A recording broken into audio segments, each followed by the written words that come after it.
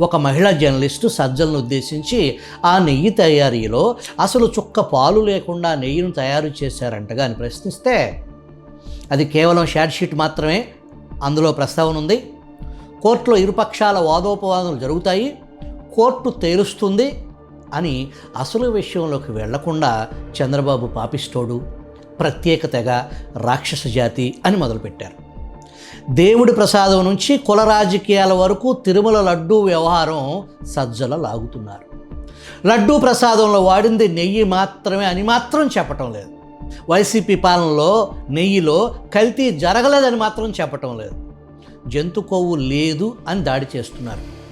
YCP అధినేతకు తిరుమలపై భక్తి లేదు, బాధ్యత కూడా లేదు. నాడు నేడు వైసీపీ సకల కోశాధికారి సజ్జలు మాట్లాడుతూ మా పాలనలో నెయ్యి కొనుగోళ్ల విషయంలో చైర్మన్కు, బోర్డు మెంబర్లకు, ఈఓకు, ముఖ్యమంత్రికి సంబంధం లేదు, నెయ్యి కొనటానికి ప్రత్యేక వ్యవస్థ ఉందని సెలవిచ్చారు.